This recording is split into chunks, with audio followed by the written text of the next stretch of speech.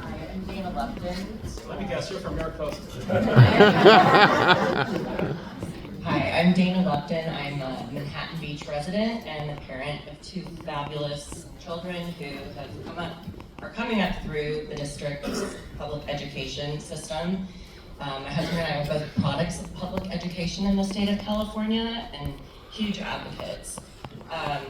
And I listen around the room, and there are so many things that are important here, and the e-bikes and the gas, as I drive kids around all day long. But just to give you some color, I've sat on every PTA board that the children's schools. I've sat on the Ed Foundation board. I've sat in meetings where we are having to figure out which teachers we're cutting, and this happens every single year. Every year, we just laid off, re-riffed, as we call it, 60 teachers. And I can't give you just, well, we sent the notice, and we have to do this every year by law. By March 15th. That's 12% of our certificated teacher workforce. And we're looking at class sizes in our middle school and high school of 40 to 45 students.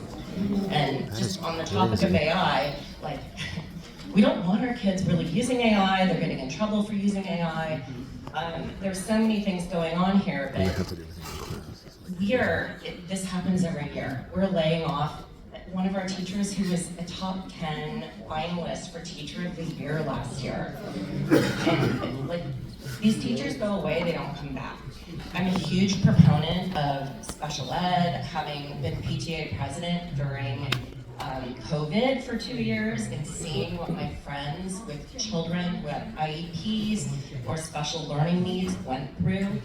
I mean, I wasn't in that situation, but I dealt with our own special needs of our family without having anything extra on top.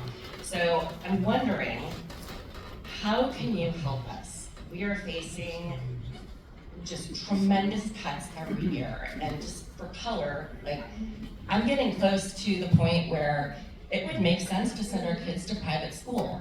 We are huge supporters of PTA, of our Ed Foundation. When I started in our district, our Ed Foundation ask was $1,500. And I'm like, what? I thought this was public education. We live in this great, neighborhood. How can this be?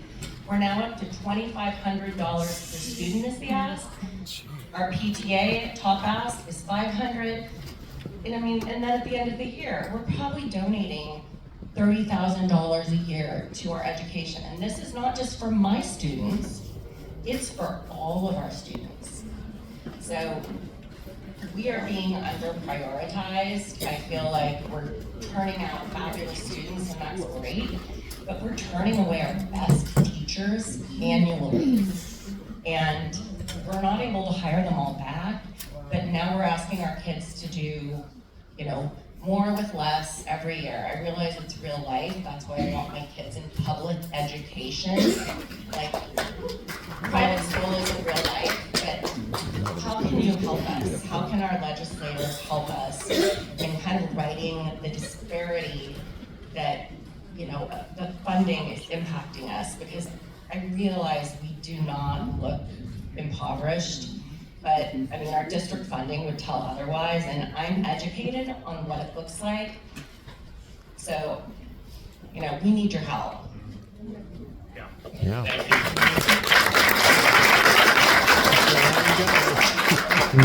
you. So I just had a meeting. I just recognized Sarah. Oh, I'm sorry, Natalie. Yeah. Natalie and your school board member Jen yesterday, talking about this, and I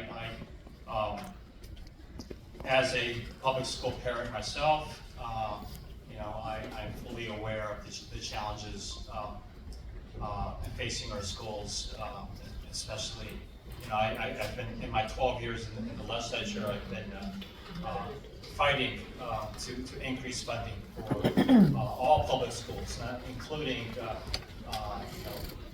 public schools in communities like Manhattan Beach, as well as much of the South Bay. We know that the state of California has a progressive school funding formula called the local control funding formula. It's based on the percentage of students that have that are either low income English learners or foster kids get a bump in funding. But the bottom line with all of our public schools throughout the state of California is that we need to increase our investments in public education in our public schools and our public school students statewide. That's something that I've fought for over my 12 years in the legislature. You know, we have more than double our per pupil funding statewide for K-12, TK through 12. We added a new grade in the last 5 years. You know, number one, as I started off saying, my number one priority is to fight for that $5.6 billion in Proposition 98 funding, so that Manhattan Beach can retract many, if not most, of those layoff notices. They're not the actual layoffs, but they're setting the stage for the final budget. Yeah, I mean, it's a shame that your kids are facing, one of the best school districts in the entire state of California is facing, the prospect of having to lay off great teachers and increasing class sizes. So you have my commitment as my number one